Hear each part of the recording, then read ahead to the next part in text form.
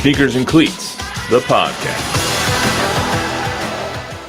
Welcome back to the Sneakers and Cleats podcast. It is Thursday, August 29th, and it is the best day of the year because I have two words in the English language that when you put them together, send chills down your spine and make you euphoric and happy. Football season is upon us, Chuck. Football. I love football. Football season is officially here with the full slate of college football coming this weekend, starting tonight. I believe the first game tonight is Rutgers. Don't care about that. But it is football. We have TNL tonight. High school football season here in Texas starts off tonight, and then NFL season next week. So, as is usual with the start of the college football season, we are going to make some predictions today. We're going to talk a lot about UTSA football. Also, I would just like to pat myself on the back. Chuck reminded me yesterday I had Texas. You did. I had Texas in the playoff last year, and it was only a 14 playoff instead of a 12.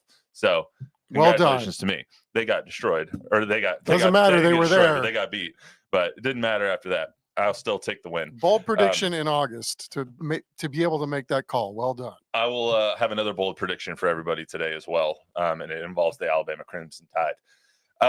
We're going to make a lot of predictions today, though. Chuck and I are going to give you our 12-team playoff. We're going to talk a lot about UTSA's season and predict their upcoming record. Plus, we'll talk Texas State. We'll talk Longhorns. We'll talk Aggies. We got it all coming up because 12-team football playoff, there's going to be a lot of teams that make it. There's going to be a lot of teams that still get snubbed. It will give us even more fodder to talk about come December. By design. All right, well, let's start with trivia. I want to go UTSA trivia because obviously we are in San Antonio, so I want to put that up here a little bit. So UTSA trivia. UTSA going into their 14th year of football. What was their record in the inaugural 2011 season? So this will be their 14th year of football. What was their record in the inaugural 2011 season? Chuck, do you have something in mind? I do, okay, but I probably am wrong. Your memory sometimes escapes you. Do you remember this one well? More often than not. No, I don't remember that far back.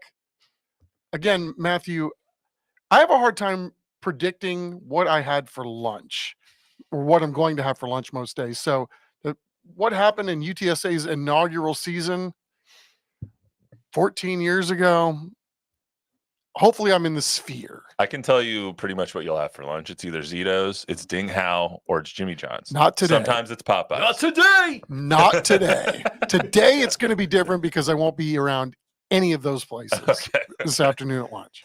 Every time Chuck leaves for dinner, he's like, I'm going to go out and get something. Do you want anything? I'm like, no, I'm okay. He always comes back with Ding Hao. That's because, my go-to place forever and when I have time was, take a guess. Zito's? No. They make salads. Oh, Salata? No. Well, that's the a other good one now. with. Yes, Jason's Deli. That was like, I'd eat there 3-4 times a week. In fact, one of the guys there that I know really well just texted me the other day. He's like, "Hey, we kind of miss you." I was like, "Wow, really? That's cool." It's like, I can't get down 410 between 4 o'clock and 6 o'clock without it taking me an hour to get there and back. That's fair. Fair enough. I know you always used to go there with Jack. Yes, love it. That was your guys' still love it. That was your guys' date spot. That's fair too. You guys work together for that long, yes. so you guys have a little spot now. Yes. All right, so let's get to UTSA. We'll go back to the trivia question here in a little bit. Can UTSA make the expanded playoff is the main question we want to answer here today, mainly because this is the first year that group of 5 teams have a tangible chance to make the playoff. Obviously, Cincinnati made it a couple of years ago, and they got destroyed, but they had to go basically 24-0 over 2 seasons to get in. That's no longer the case. You can probably get in with a loss as a group of 5 team. You don't have to go perfect. Liberty obviously was perfect last year, would have made college football playoff. We saw how their game against Oregon went when they went up against Bo Nix, my guy, in Oregon. Wow, that was quick. I know. It was like 5 minutes in. Actually, less than. So going into this year, obviously, group of 5 teams have a chance. I want to talk about Jeff Traylor, and he's talked a lot about starting off hot because in the last 2 years, 2 seasons, they've gone 4-5 in September. If you go 2-3, or if you go 2-2 in September this year, you're probably not going to get in, especially with the teams you're playing in September. There's no way they get in if they have 2 losses. Exactly. So how important is it, and you just talked about it a little bit right there, is it for them to get off to a hot start against Kennesaw, Texas State, Texas? Well, I mean, we think they're good, right? Now they get a chance to show us how good they are right off the bat. So without looking past Kennesaw, because I know they're not, this is going to get pretty hot in here pretty darn quick, right? Texas State, we talked about this before we even came out here, right? Seems to be everybody's darling or dark horse, whatever you want to say, right? That's going to be a pit-like atmosphere in San Marcos for that ball game. And then to turn around and then have to go back on the road and play number 4 Texas the next week. I think if we're talking about UTSA, if we're skipping ahead, getting to the final 12, they've got to run the table and they've got to be super competitive against Texas. They have to be. Because the default, with these people that are choosing these final 12 is going to be SEC team 2, 3, 4, and probably 5. Well, Jeff said it the other day. They have no chance. They have no mulligans this year. Like, they used to have maybe a mess up. They lost to Army last year at a conference, and that didn't disrupt their entire season. They still ended up going 9-4, almost making the conference championship game, except for that loss to Tulane when Frank obviously hurt his shoulder.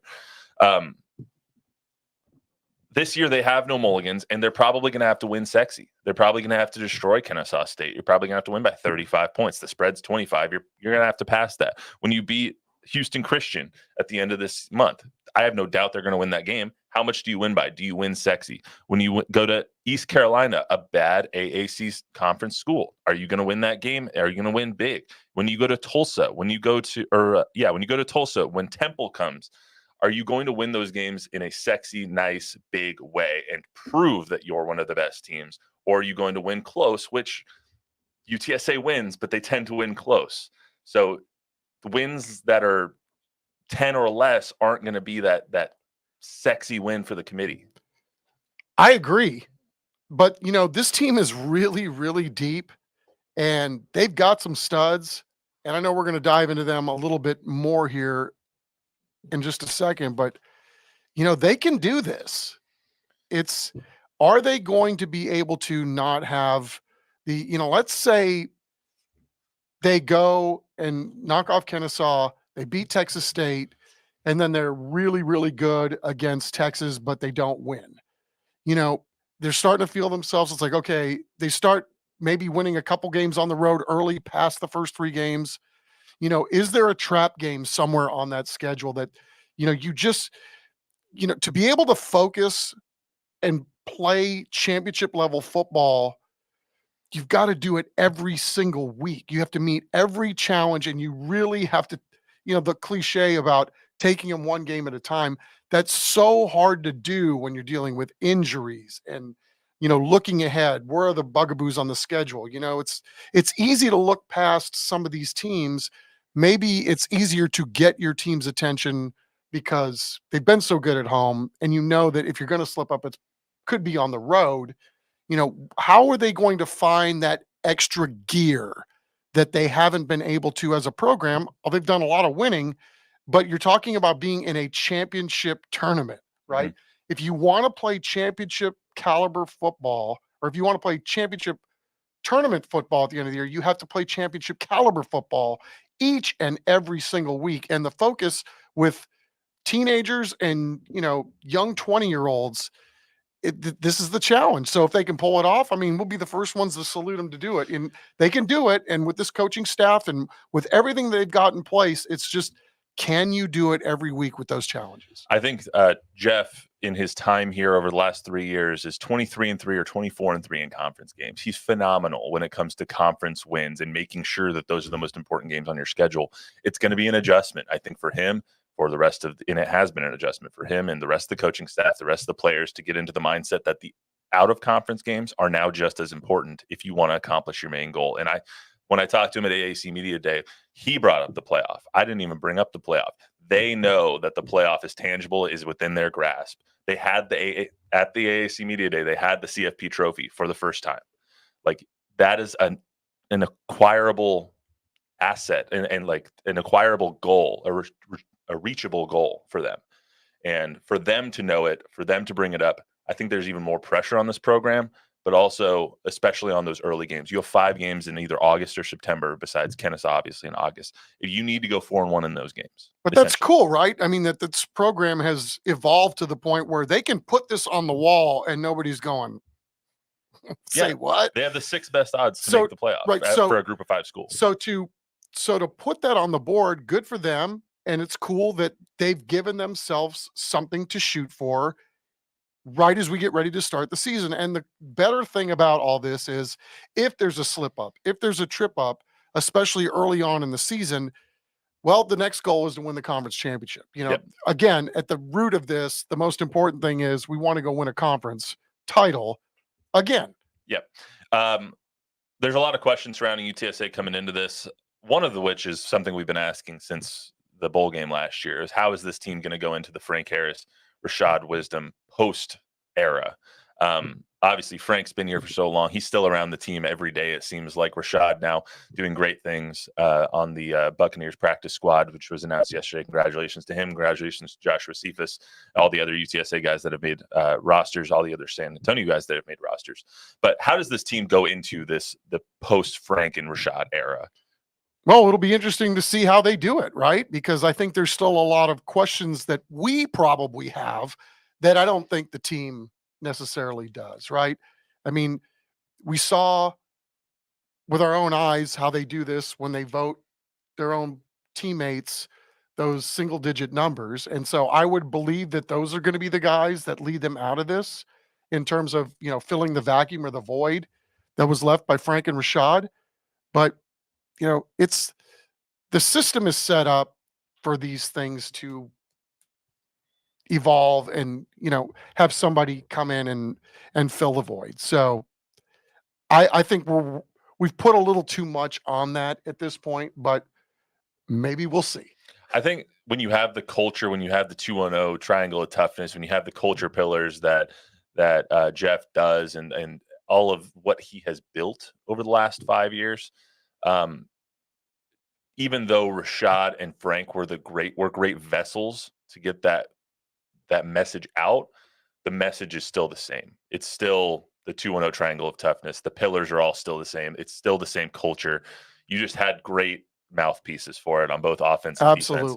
And now you still have those there as well. Jamal Ligon is fantastic. He's a good leader. He's a quiet leader. They just don't have those vocal leaders as they did last time.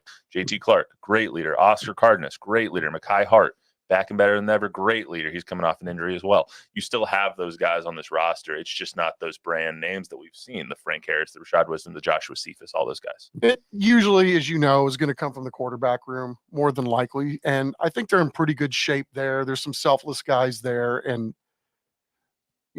again, that's the beauty of where we sit here today, right? There's so many things that we don't know, but this book is going to get written week by week, chapter by chapter, and at the end, we'll see how it all plays out. And as you mentioned the quarterbacks, and two quarterbacks have single-digit numbers. Owen McCown has a 2. Eddie Lee Marburg has a 9. That's voted on by the players, obviously, to get single-digit numbers, who they believe in the most, who they think deserves and represents the 2-0 triangle of toughness culture the best. Who's going to be the starting quarterback is another question we don't know. We're not going to find out from Jeff until they run out against Kennesaw on Saturday. So who do you think deserves the chance, and who do you think will be the starting quarterback when they run out? I really don't know that I could answer this question fairly because, we're not at the practices every single day. We're not watching every single snap.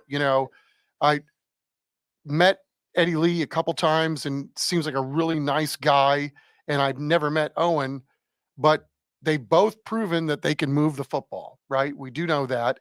And, we've spitballed this too. If you had to pick or who you think that they're going to go with, well, then the default is who got voted the lesser number. Yeah.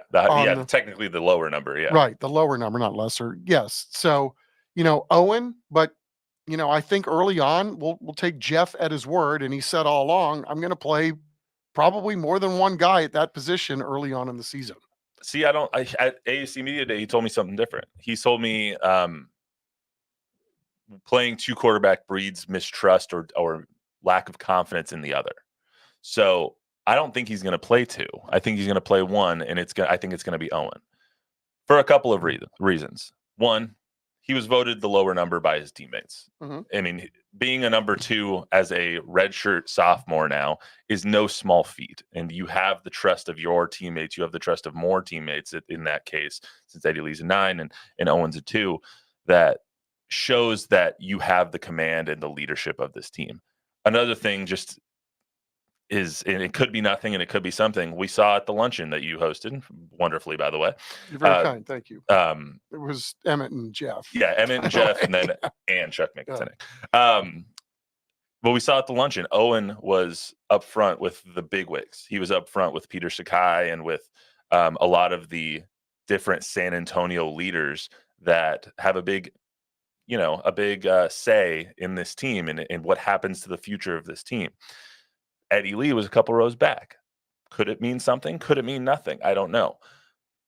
But you look and if you read all the tea leaves, you see that Owen was the quarterback of the team when they won their first bowl game ever. You look and see how they've practiced, how they've talked about it.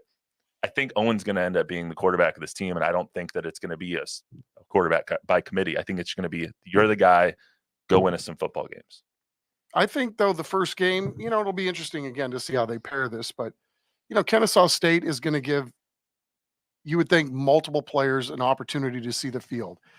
Jeff Traylor has said 70 or 80 guys are going to play in this football game coming up in their opener. So, all the writing on the wall says Owen. And I think, if we're being fair, if you think that, Jeff Traylor knows how to coach, his offensive coaches know how to coach, the defensive coaches know how to do their thing. They see, and I don't think there's usually any surprises to anybody on the team when these things always play out. And I think if you ask whoever ends up being the backup quarterback too, they know who's earned the job and who hasn't too, because they chart every pass, every play. And at the end of the day, you add it all up and it is what it is.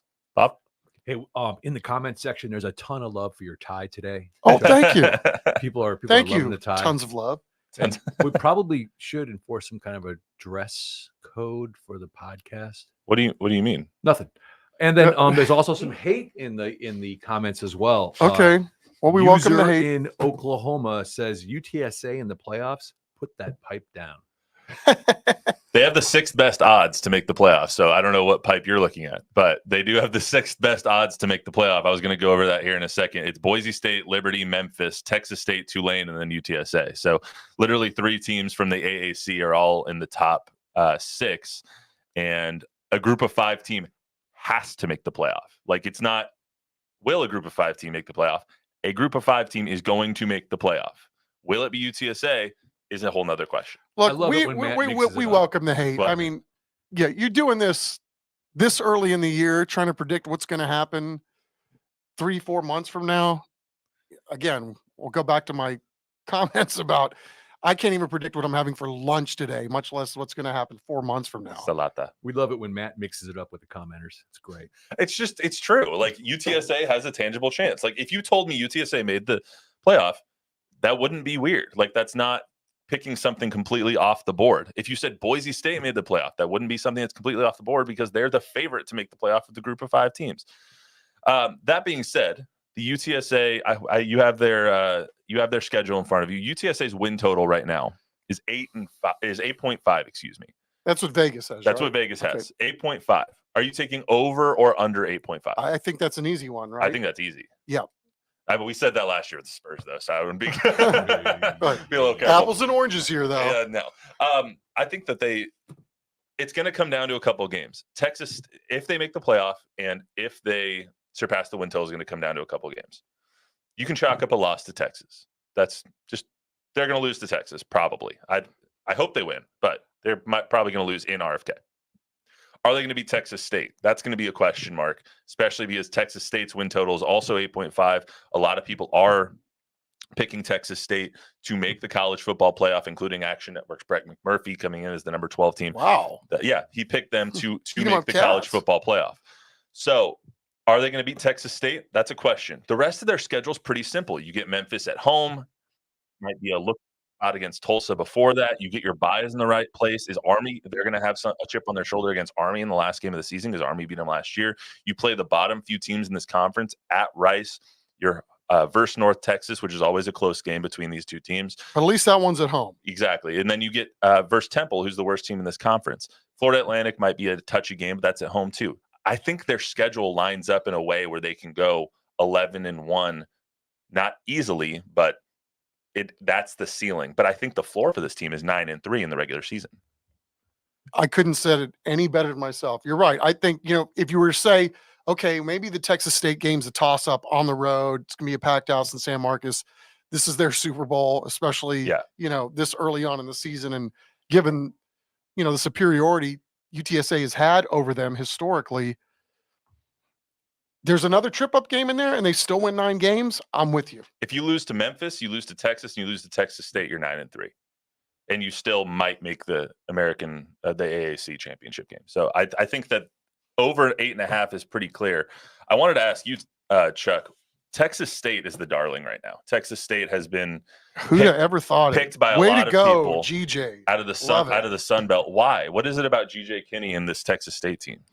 Because GJ has been a master, and I mean a master at coming in late, building a program through a portal, finding guys that fit what he wants to do, build culture, build a team that believes in the culture, and then go out and X's and O you to death on Saturday afternoon too. It's been phenomenal. And to see him, what he did at UIW was unreal. He never thought that what Eric Morris did could be taken to another level. And then to do it again at Texas State, again, get there late. So now he's got a year under his belt. How good is it going to look in year 2? That's why they're the darlings. Yeah, I mean, and they got good players, but he brought in the good players. To OnlyFans 47 or whatever his name was, Texas State has better odds to make the college football playoff than UTSA does. They're plus 1,100, 11-1 to make the college football playoff. So if you think we're putting our pipe in our mouths because of UTSA, Texas State has better odds to make the college football playoff than UTSA does. So over under 8.5 wins for Texas State this year. They play, I mean, you can chalk up a loss when they play Arizona State, obviously, but against everybody else, how do you think that fares out? Again, I would take the over on that. And, again, I don't know what their depth is as we sit here today. Like, I like UTSA's depth a lot more than I like Texas State's just on the surface, but I'll let you know after you watch a couple ball games to see what we got. I'll let you know if I reserve the chance to revisit all this after week 2 or after week 3. Yes, we have a little clearer picture, or maybe a little more paint in which to paint the picture. Speaking of the Longhorns, which is week 3, let's talk about the Longhorns and the Aggies a little bit. The Longhorns are one of the best teams in the country, obviously. They're 4th ranked in the country. They come to the season with the 2nd best odds to win the SEC in their first year. They're minus 230 to make the playoffs. So I think that equates out to like a 65% chance, if my math is correct on those betting odds, to make the college football playoff. And then their 4th best odds to win the national championship. Over under on the win total is 10.5. Are people too high on the Longhorns this year? This is a hard one for me to figure out, right? Because last year I didn't want to give Texas any credit this time of year because my thought was it's going to be a baton death march for them once they get to conference, because everybody's going to want to send them home with their last loss that they ever played against that school that they were teeing it up against that day. And they handled that unbelievably well last year. Won some close games, but you still won them, right?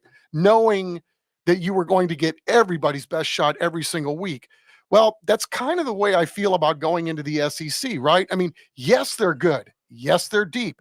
They're really good at quarterback, right? They've lost a lot, but they're still really, really good because of how much depth they do have. But it's these games in the SEC. It's the road games at Mississippi State. It's the road games at South Carolina where there's, 90 to 100,000 people. You're still walking into a pit atmosphere every single week. At and Arkansas. So, they're going to get, same thing, right? Old rivalries renewed. So you get all of that, and to think that Texas could win double digits 2 years in a row with this, I mean, if they do, man, hats off to them. This program is making moves like, that ascent that Alabama was making, because if they can do this on a schedule this difficult 2 years in a row with this newness of the SEC and what a tough league that is, top to bottom.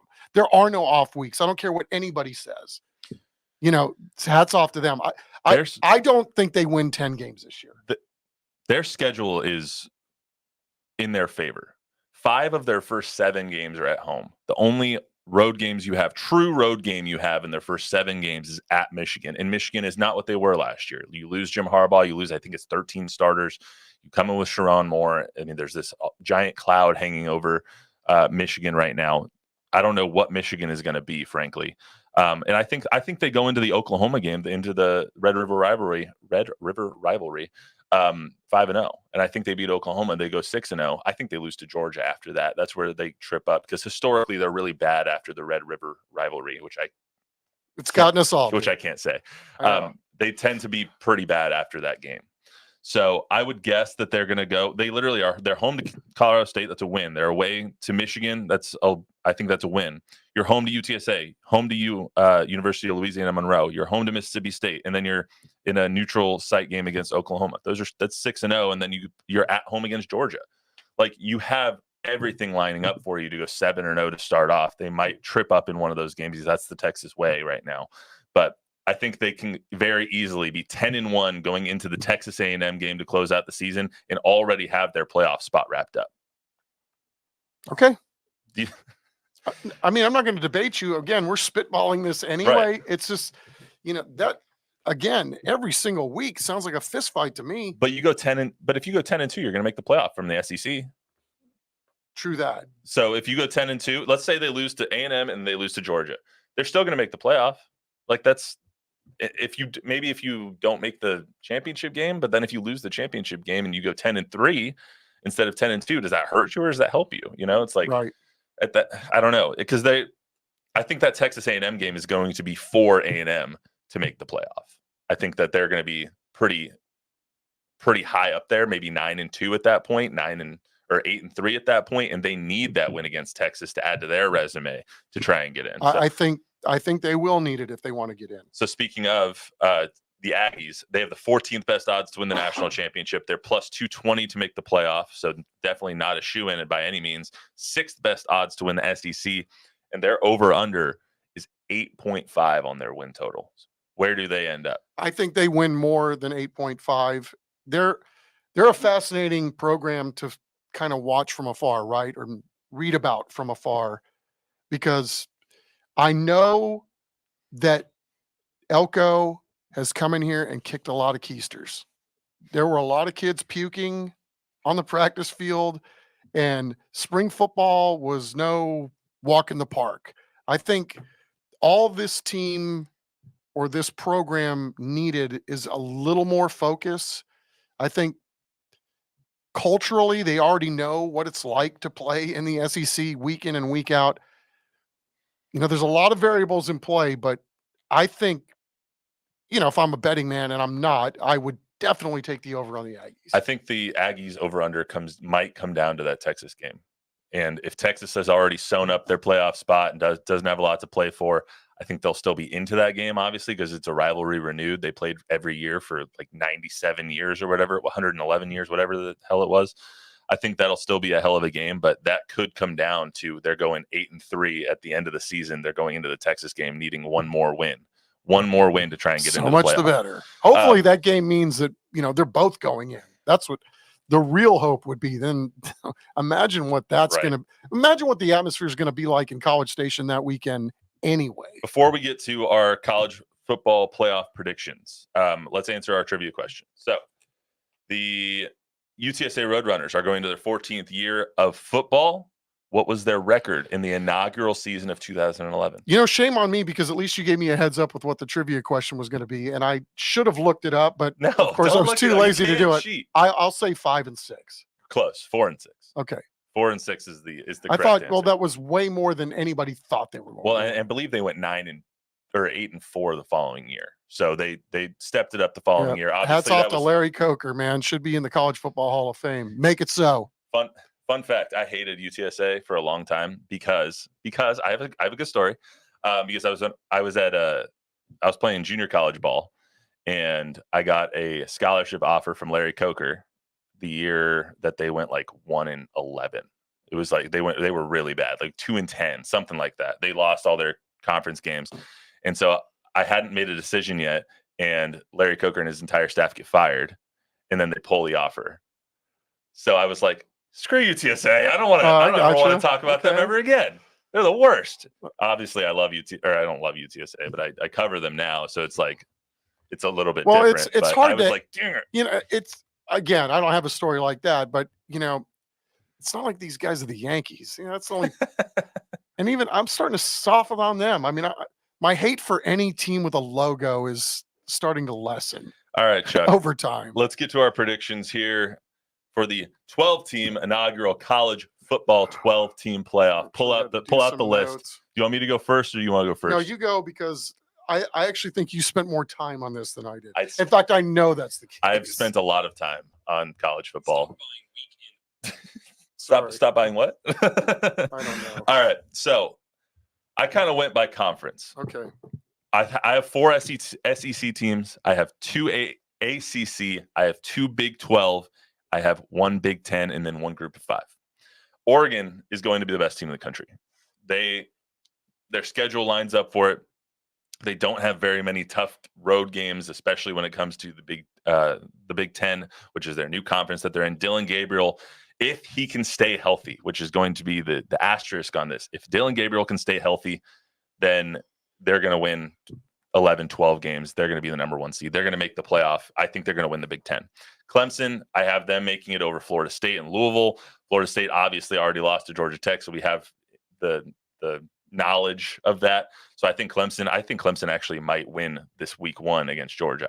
I'm not convinced that Clemson won't win that game. I'm very high on Clemson this year. Georgia, I have at number 3 winning the SEC. Oklahoma State is going to win the Big 12. I really waffled on the Big 12. I really don't know what to think of that conference with Utah in there now, and with Kansas State taking a step back in recent years. I just really don't know what to think of the Big 12. Kansas, but I'm gonna there's see some people spitballing Kansas too. So I mean, it's wide open. It would appear. I mean, Arizona State could win it too. So let's just actually their win total is like 4.5. I'm really sad about Oklahoma State. All right, Texas I have at number 5. So those top 4 teams: Oregon, Clemson, Georgia, Oklahoma State, going to get the buys. Texas going to be number 5. I have Texas playing Liberty. Liberty is going to be my Group of 5 school. So it'll be Texas Liberty in the first round. I have Ohio State making it out of the Big 10. Ohio State will then play USC. I have also making it out of the Big 10. USC's schedule, it lines up for them to have a really good year. It's obviously going to be interesting how they respond from losing a lot of guys like Caleb Williams, but USC's schedule is phenomenal. I have confidence in them. Then I have Utah playing Miami. Utah making it out of the Big 12, obviously. Miami making it out of the ACC. That's the other AAC team. And then I have Ole Miss facing A&M. I think A&M could go 10-2, make the playoff. I love Ole Miss this year. If you heard what Nick Saban said this weekend in Dublin when ESPN was having game day there, he said it was all about the trenches. The reason they lost to Georgia and Alabama last year was because of the trenches. Lane Kiffin has shored up the trenches. And Jackson Dart is another year older. And he is phenomenal. He is. So as long as they don't get their asses kicked up front, I think Ole Miss has a chance to win the SEC, but I have them making the playoffs. So those are my teams: Oregon, Clemson, Georgia, Oklahoma State, Texas, Ohio State, Utah, Ole Miss, A&M, Miami, USC, and Liberty. I'm not going to put mine in any particular order. That looks like you spent days trying to figure that out. I've listened to a lot of previews. Well, I did not, because I know how this is going to go anyway. I'm going to go Georgia, Ohio State, Miami. It pains me to take Utah. I'm just going to get on the Utah train, even though I don't want to by any means. Okay. No, I'm not. I'm going to go with Texas Tech. Texas Tech out of the Big 12? Yeah, let's do that. Alabama, Oregon, Mississippi, Ole Miss, Notre Dame, Clemson. So Ole Miss, not Mississippi State, right? Mississippi, right. Ole Miss is, got it. Yes. Okay, I just want to make sure. Yeah, not Mississippi State. Sorry, Jordan Westberg. Let's see. Clemson, Penn State, Texas A&M, and UTSA. UTSA. Why not? I gotta eat here. I gotta live here. I gotta work here. We got a homer list. And I thought about Texas State too, because I really believe in GJ and what he's doing. Ultimately, it comes down to my belief that UTSA's roster is just ridiculously deep. It is. They have depth at every level. And especially with the addition of Denver Harris as well. I think their corners and their DBs take a big step. So that's our list. I think so too. A lot of people are maybe not giving them enough credit and thinking that their DB room is going to be a little light this year. I don't think so, man. One thing is for sure, Chuck. It's the best time of year. It truly is, because you know why? September is a great time of year too, and October, because baseball overlaps too. Yeah, but the Astros are losing ground right now. They're still hanging in there, and somebody's got to win that division. All right, those are our predictions. Is there anything else in the chat there, Chuck? David Garcia says, don't mention Georgia, Alabama, and Clemson. He also says that he has respect for USC, and he laughs at Miami. I know. Mario Cristobal makes me laugh too. Well, right. We were talking about that in Miami. It's like, how do you trust any Florida schools, right? Yeah. When there's beaches and girls and 19-year-old, 20-year-old guys. Yeah, I mean, Miami. It's just hard to trust them. Or when you can't take a knee against Georgia Tech and you end up losing when you have the game in hand. That was so Michigan historical. Be eligible by the end of the season? Michigan will be bowl eligible. I don't think they'll be eligible to make the playoff. I mean, I don't know. I'm not very high on Michigan this year. But I just think they're ready to get smacked so hard, right? What? There'll be a lot of teams ready to tee off on them. Yeah, I don't know, but that's what we got this year. My bold prediction is that Alabama will not make the college football playoff. Love it. And we'll see. I love Kalen DeBoer, but we'll see. As a matter of historical reference, if you are gaming on anything that was said out of my pie hole, go the opposite. You'll be just fine. Yeah, you can take what I said. It's cemented. It's written in stone. I'm right all the time, obviously. So that's all we got for you today on the Sneakers and Cleats podcast. Remember, rate, review, subscribe, give us a 5-star rating. Tell a friend, tell an enemy. Subscribe to the YouTube channel. We'll see you on Monday for the first week of NFL football. Don will be back. We'll see you then.